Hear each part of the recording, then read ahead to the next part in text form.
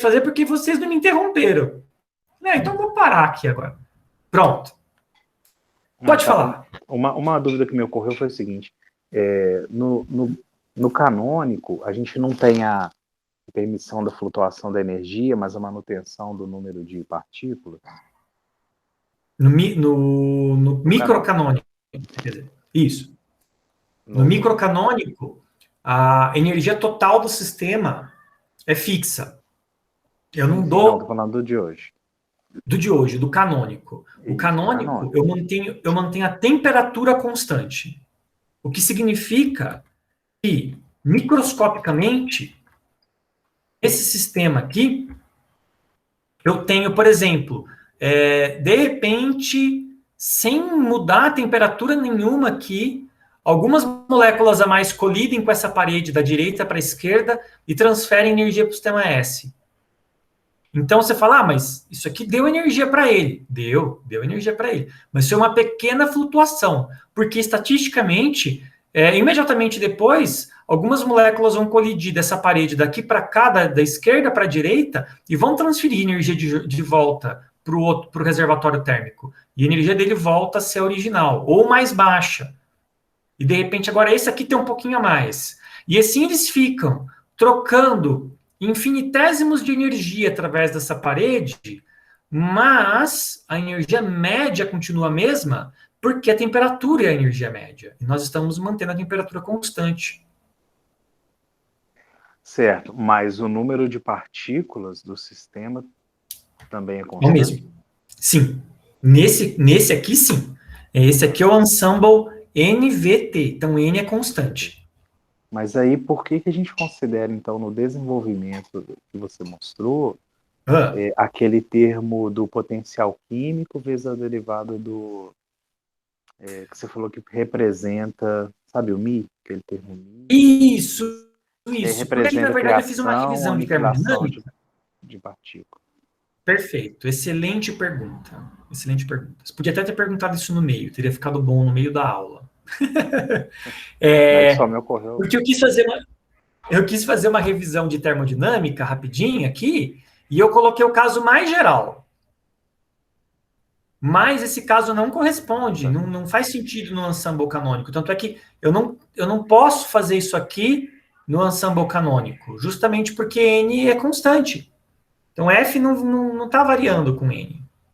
Não existe DN nesse exemplo. DN é zero. Poderia fazer no Gran Canônico, então. Isso daqui já é a deixa para o Gran Canônico, exatamente. Tá, beleza. Não, tá entendido. Tá bom? Então. Esse aí foi na verdade... Foi do desvio, né? Foi do desvio.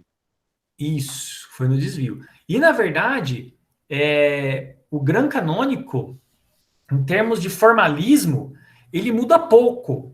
A única coisa é que vai, por causa do potencial químico, entra uma outra grandeza que a gente teria que revisar também, que é a energia livre de Gibbs, que está mais conectada com o potencial químico.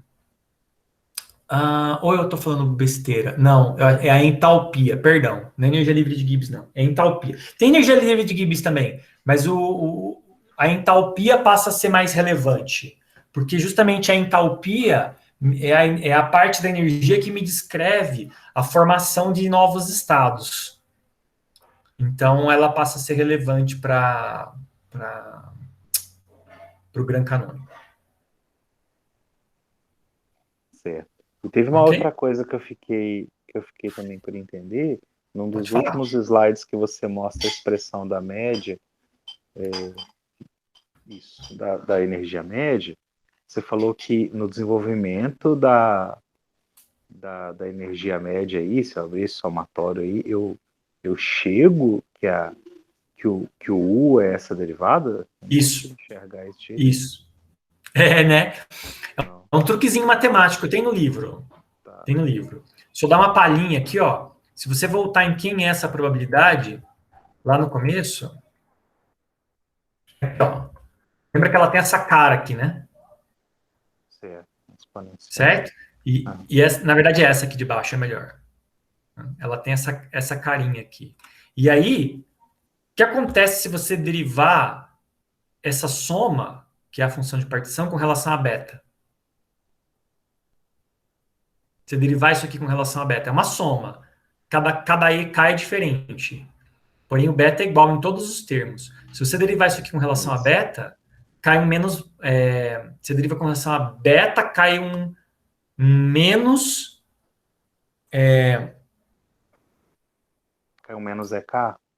Cai um menos EK, mas fica dentro da soma ainda, né? Isso. Você passa a derivada para dentro da soma, certo?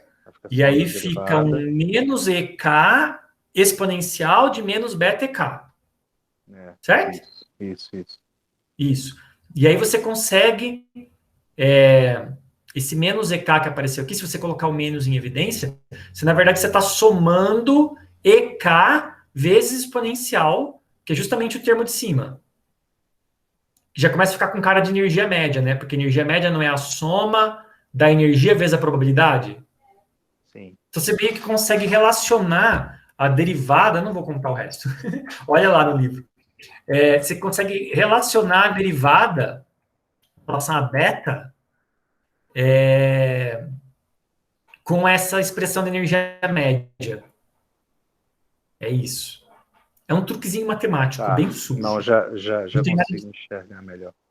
Não tem nada de legal com ele, ilegal, mas é um truque sujo, porque se você não soubesse, se você não vê alguém fazendo, às vezes você não chega, você não tem a ideia de fazer.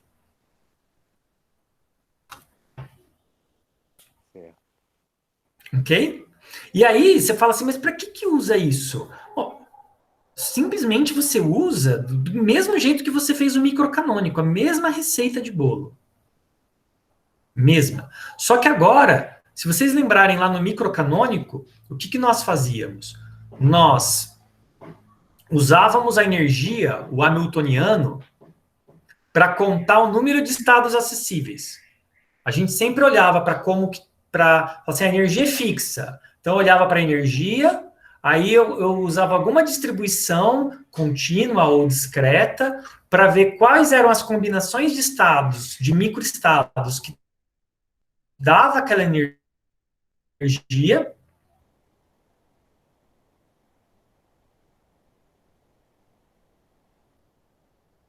para chegar no ômega. Voltou. Deu uma travada na sua fala.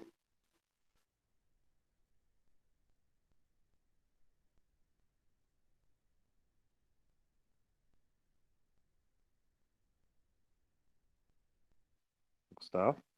Travou aí? Acho que o Gustavo travou, né? Aqui travou também. Então foi ele mesmo.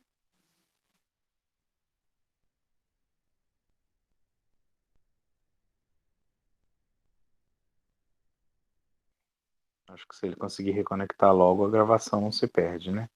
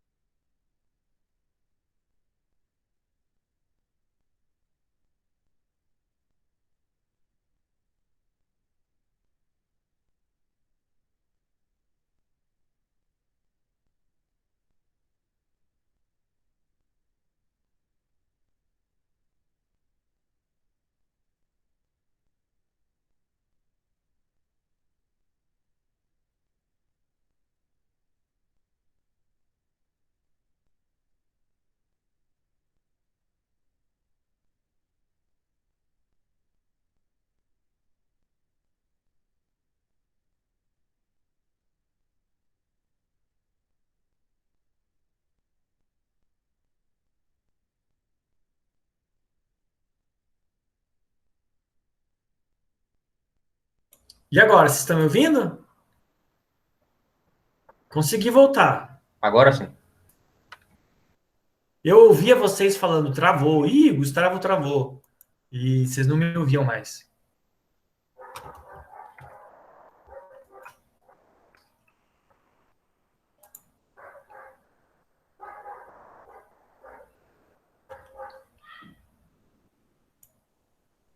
Ok, então eu estava explicando.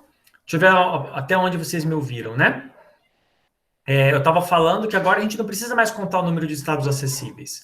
Porque aqui eu já tenho que a função de partição é a soma desse fator exponencial aqui, menos beta, que é a temperatura constante, né? Beta é constante nesse sistema, que multiplica a energia de cada microestado. Ou seja, eu já estou olhando só para a energia. Então, a diferença entre o microcanônico e o canônico está na aplicação. Eu posso agora aplicar em sistemas até em que eu não consigo contar o número de estados, mas eu tenho a descrição mecânica da energia dele. Então, eu expandi meu horizonte. Como assim descrição mecânica da energia dele? Por exemplo, eu tenho o hamiltoniano. Ah, tá. Tá? Eu posso ter um sistema onde eu conheço a energia. Como no caso do nosso paramagneto ideal. Eu tenho lá os átomos fixos com spin que pode ser para cima e para baixo. Eu tenho uma expressão para a energia total daquele sistema. Então, o que eu sei? Eu sei que eu consigo enumerar, no caso discreto, eu consigo enumerar e organizar esses estados em ordem de energia, por exemplo, e aí eu somo em cima de todos eles. É uma operação matemática. Vou lá e somo em cima das energias conhecidas. E, embutido aqui, como a gente pode ver, está o número de microestado acessível. Na verdade, gente, se você agora parar, olhar para isso e voltar para trás, você vai perceber que, em todos os exemplos que nós fizemos no microcanônico, o que nós fazíamos era, a partir da energia, contar os estados. Raramente, só aquele exemplo da moeda, assim, raramente a gente conseguia contar mesmo direto quantos estados nós tínhamos. Por exemplo, é binomial a distribuição. Na prática, a gente tinha que olhar para a energia do sistema, ver como que ela distribuía, porque lembra, é a energia, é a física que dá sentido ao ensemble. É a física que diz o que é acessível em termos de microestado. Então, a gente sempre começava a olhar pela física. Agora, esse conhecimento está embutido aqui, nessa expressão. E, portanto, se eu consigo fazer isso, eu consigo fazer o limite termodinâmico. Então, eu quero fazer com vocês, eu não vou escrever, mas eu vou compartilhar com vocês a página do meu livro.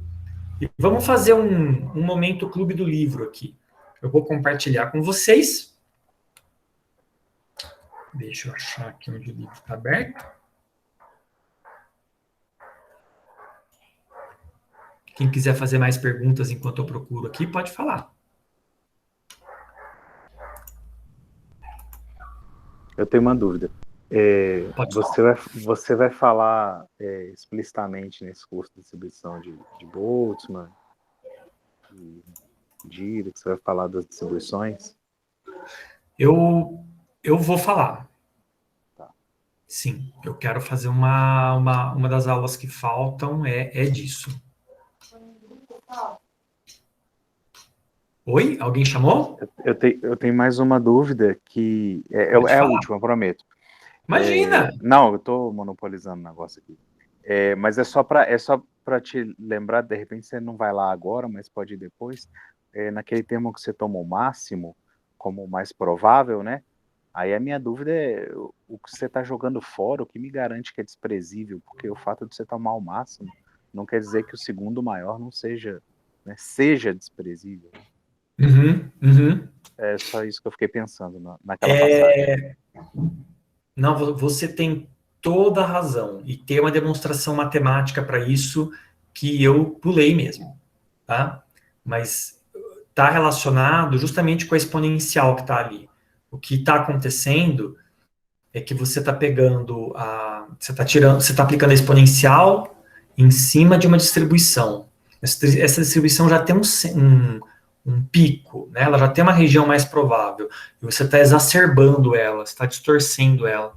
É isso que garante que você pode jogar. Pensa assim, como é uma exponencial, quando você sai do mais provável, a probabilidade cai muito rápido. Muito mais rápido do que se fosse só a distribuição sem exponencial. Faz sentido para você isso? Mas tem uma demonstração formal para isso, de fato. Que eu optei por não entrar em detalhes, mas tem. Ah, tá certo, obrigado. Deixa eu compartilhar com vocês. Vamos fazer eu vou mostrar para vocês, na verdade. Vamos fazer entre aspas, né? Quem fez foi o Professor. Então, Oi, pode falar, Jadel.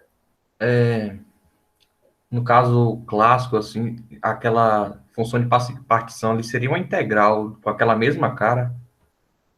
Isso, no caso contínuo, ela é uma integral. No caso contínuo, ela é sim uma integral. Certíssimo. Vocês estão vendo meu livro aí? Sim. Sim. Então, olha, lá no paramagnético ideal, o que nós tínhamos? Nós tínhamos esse sistema onde o hamiltoniano ele é o produto de um campo magnético induzido, né? Vezes o momento magnético de cada partícula do meu sistema. As partículas são fixas. E aí eu somo em cima de um fator de spin, que na verdade pode ser 0 ou 1, e medir se o spin está alinhado de forma paralela ou antiparalela ao campo. Era isso que nós tínhamos. Então, quem é a função de partição? Direto daqui para cá. Ó. Lembra que eu falei que a função de partição a gente soma em cima dos microestados? Mas quem está organizando os microestados para mim é justamente os valores desse fator de spin. Então, a função de partição é a soma em cima de todos os conjuntos possíveis de fatores de spin. Não estou somando em cima de J, não estou somando em cima dos fatores de spin da minha rede, eu estou somando em cima do conjunto de todas as combinações possíveis. Então, no implícito,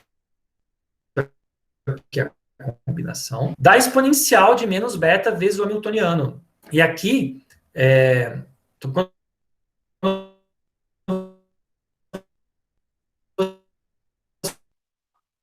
Tá travando para mim, Gustavo. Aqui.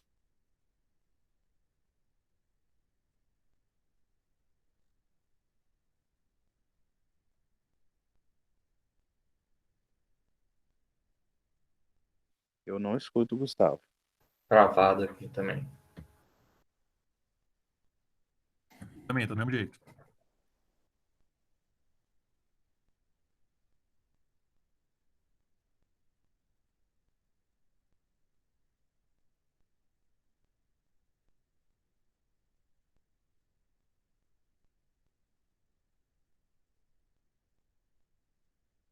Tá travando. A minha com ele. Tá travando sim, continua.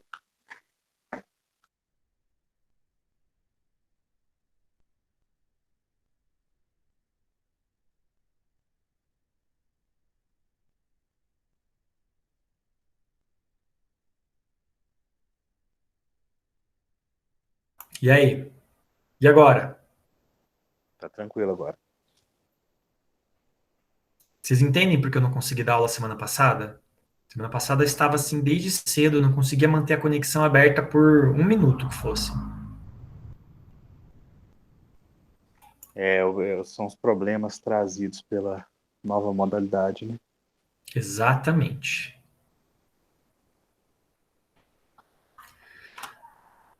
Então, voltando aqui,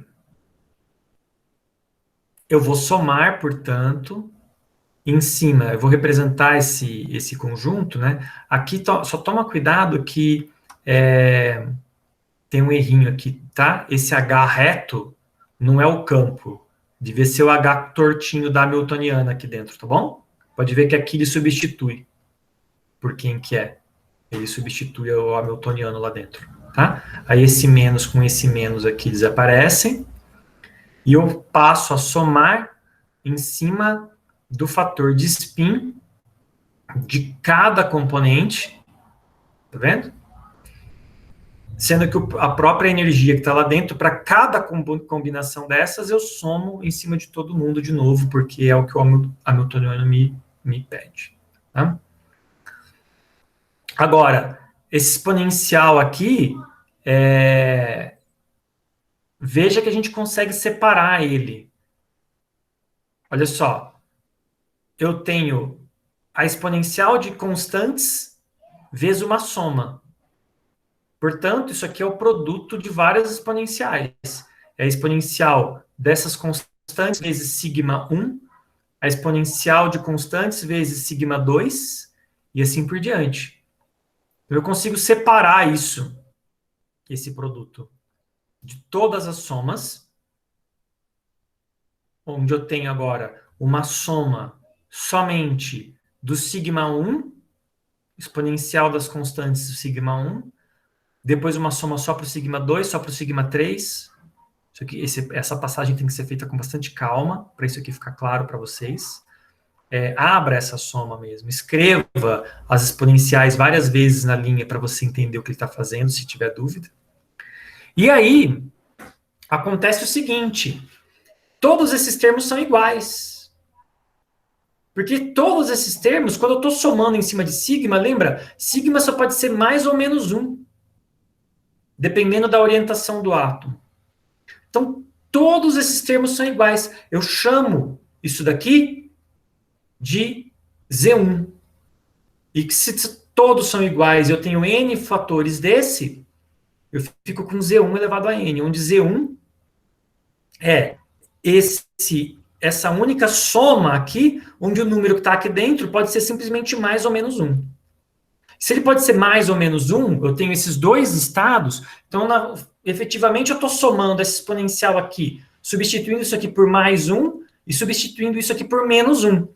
E E elevado a menos x mais E elevado a mais x é cosseno hiperbólico, proporcional a cosseno hiperbólico, porque cosseno hiperbólico são as duas exponenciais dividido por 2. Na verdade, E elevado a mais esse fator aqui, que somando de novo, E elevado a menos esse mesmo fator, isso é 2 vezes o cosseno hiperbólico. Então eu consigo pegar isso daqui, substituir lá dentro, e aí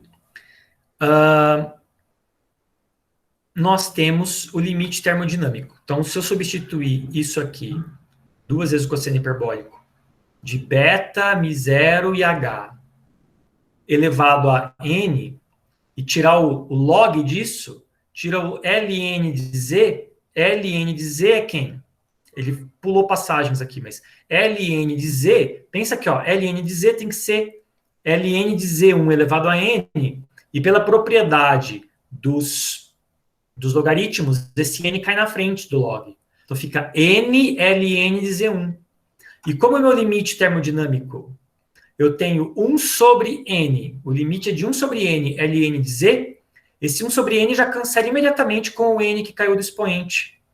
E eu fico, simplesmente, isso daqui é o cosseno hiperbólico. Ln, tem alguns fatores, tem o fator beta aqui na frente, mas é ln de 2 vezes esse cosseno hiperbólico aqui, tá bom? Aqui, ele, ao invés da energia livre de Helmholtz, ele chama isso aqui de energia livre de Gibbs, justamente porque esse sistema ele não se move, é um sistema fixo, então tem toda uma discussão, mas na verdade é a energia livre de Helmholtz. Você podia vir aqui e botar F aqui, tá bom? É que ele está sendo preciosista com a notação, porque você não faz trabalho nesse sistema. fixo. Se você não faz trabalho nele, não faz muito sentido chamar de F. Quando o trabalho é constante, aliás, quando o trabalho é zero, F e G são iguais, Helmholtz e Gibbs são iguais. Mas, assim, se você fizesse isso aqui e escrevesse F aqui na frente, eu não ia falar para você que está errado, não, porque não está. Então, agora, o que ele fez disso? Uma vez que ele chegou aqui, eu vou fazer a conexão agora com a entropia. Então, eu sei que se eu derivar a energia livre com relação à temperatura, eu tenho a densidade de entropia. Então, ele faz a derivada com relação à temperatura. E aí a gente chega na mesma coisa que a gente chegou antes. É a mesma expressão para a magnetização. A única coisa é que através deste processo, eu não precisei manter energia fixa. Mas o resultado é o mesmo. Eu chego em todas as mesmas propriedades. Tá bom? E aqui, ó, olha como é que ele fez U. Ele disse que U, a densidade de energia, né, era a energia de Gibbs mais temperatura vezes a entropia, né? É a mesma coisa que o outro, né? F seria... eu acho que aqui muda um sinal, na verdade. F é 1, U menos TS. Não, tá certo, né? F é 1, U menos TS, né? Então, U seria F mais TS. Você vê que é a mesma coisa. Ele fez por aqui, mas você poderia fazer de uma outra forma, né? Você poderia voltar aqui em cima, onde nós temos o Z, e fazer menos a derivada com relação a beta. Se você fizesse menos a derivada com relação a beta, você teria energia total também. Lembra? Que a gente discutiu isso, que é o bônus. Então, você consegue chegar nessa mesma expressão aqui, através da derivada com relação a beta. É só um caminho mais tortuoso do que fazer o que ele fez aqui. Aí ele faz uma discussão interessante para mostrar, ó, como que eu posso fazer isso de outra forma, como que isso conecta com o microcanônico. Vale a pena fazer essa leitura com mais calma. Tá bom? Também nós temos o sólido de Einstein, que também foi feito lá no microcanônico, que é você imaginar um poço quadrado quântico, onde dentro você tem partículas que podem ter energia com níveis H cortado ômega, ou HNI, né, H vezes a frequência, e você pode ter, cada partícula pode estar num nível, e você pode ter várias partículas no mesmo nível, não são fermions, são bósons, né? Basicamente, o hamiltoniano é essa constante aqui, meio de H cortado ômega, mais a soma de todos os níveis vezes H cortado ômega. E aí você faz a mesma coisa. Olha lá, a função de partição é só substituir menos beta vezes o hamiltoniano. De novo, você abre isso daqui na soma de estados, você reconhece que a soma de exponenciais você pode quebrar num produto, você reconhece que esses produtos são todos iguais, então você chama o que está aqui dentro de Z1 elevado a N, é uma receitinha de bolo, gente. Aí quando você tira o log, esse N cai na frente, no limite para termodinâmica, o 1 sobre N cancela esse N que caiu, certo? E você chega de novo em alguma coisa física, termodinamicamente conhecida, você tira a entropia, e você chega na entropia do sólido de Einstein, que na verdade é a distribuição de Maxwell-Boltzmann, certo? Se estou correto, porque é para bósons. Mas o sólido de Einstein historicamente falando, é uma das primeiras vezes em que alguém consegue deduzir o calor específico de um material a partir de primeiros princípios, dizendo como que a energia se distribui dentro dos osciladores atômicos. Considerando cada átomo como um oscilador quântico, se eu dou energia para esse sólido, como que essa energia se distribui lá dentro, em função da temperatura. Tá? Bom, eu vou parar por aqui hoje, mas eu pediria que vocês dessem uma lida nisso aqui, e eu vou pegar minha lousa e vou gravar um ou dois desses exemplos abrindo na mão completinho para mostrar para vocês, tá? Então, não estou dizendo que eu não vou fazer isso daqui. Só estou fazendo uma rápida passagem para vocês saberem o que esperar, ok? Depois nós temos o gás de Boltzmann, que é o gás de bósons, e o próximo capítulo do livro ainda não é Gran Canônico, mas é um capítulo dedicado a fazer a versão contínua disso daqui, onde nós vamos, de fato, discutir o que é um gás clássico, ideal, né, necessariamente, mas o que é o gás clássico dentro desse ensemble, do ensemble canônico. A mesma coisa, em vez de contar estados, já dá para ver que simplifica, porque eu não tenho que ficar me preocupando em fazer aquela hiperesfera para contar os estados e definir ali que a contagem de estados era, na verdade, a integral, era o volume no espaço de fase. Eu não preciso mais fazer essa ponte, porque eu já sei que a função de partição tem essa cara aqui da exponencial de menos beta das energias. Só que agora, como acho que foi o Jardel que falou, como alguém disse na aula mais cedo, é uma integral, ao invés de ser um somatório. E aí você chega no mesmo tipo de expressão, tá bom? Inclusive, o Salinas é bem didático em fazer isso com gás que não é ideal, ele tem uma interação. Tem um potencial aqui. E aí você vê aonde esse potencial vai parar quando você chega numa forma mais avançada da dedução. Em algum momento você precisa jogar o potencial fora, que senão a conta não avança de forma analítica. Mas você consegue ir bem longe carregando uma energia de interação dentro do gás, né? E aí, a gente chega na versão do gás clássico aqui embaixo, né? E você faz o limite termodinâmico da mesma forma. Você chega aqui em quem é 1 sobre n ln de z, seguindo aquela dedução anterior. E é uma aproximação. Você tem que desprezar termos de ordem igual ou superior a ln de n sobre n, quando você faz esse limite. E, olha só, nós chegamos numa expressão muito semelhante ao que nós tínhamos antes, né, lá no microcanônico, para entropia, né, para CV, calor específico a volume constante, para pressão, etc. Bom, então, isso daqui eu vou fazer com vocês passo a passo, prometo. Vou pegar a lousinha e vou abrir todas essas contas com vocês até aqui, nesse capítulo.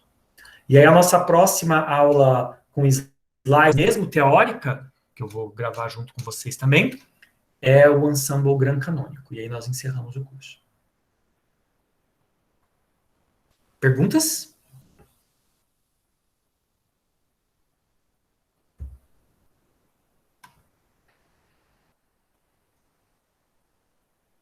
Não? Ou vocês não estão me ouvindo e eu caí? Não, não tem perguntas ainda, professor. Ufa, eu não caí.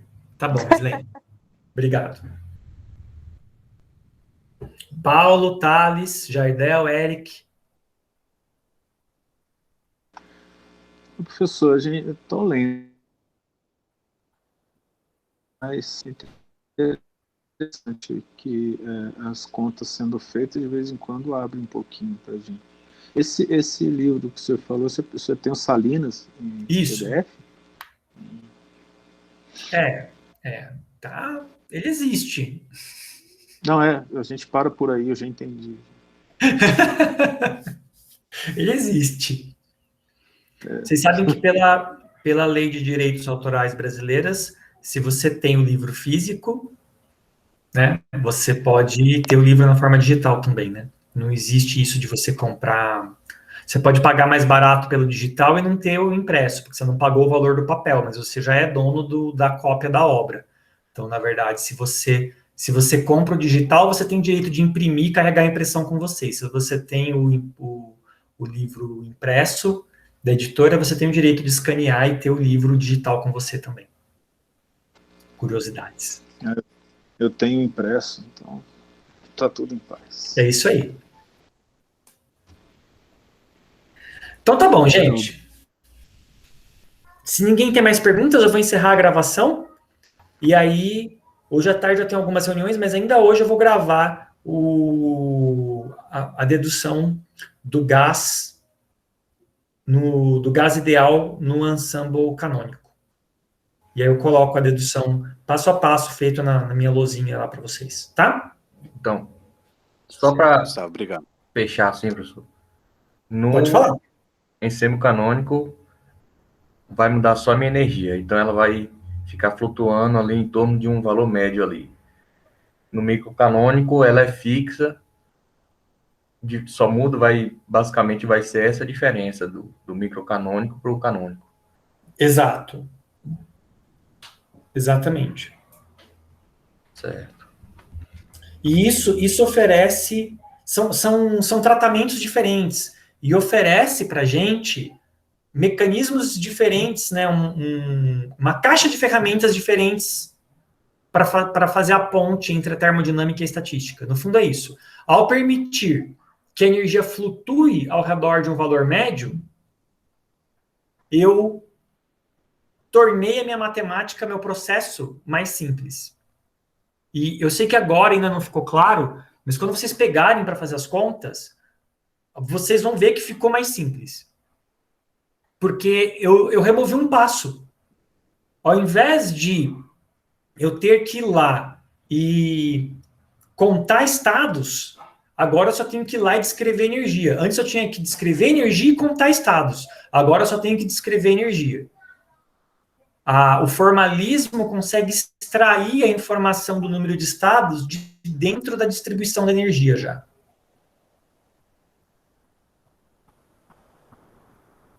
Tá bom? Beleza. Então tá bom, gente. Muito obrigado pela participação de vocês e pelas perguntas. Espero que o curso esteja do agrado de vocês. Obrigado, professor. Boa tarde a todos.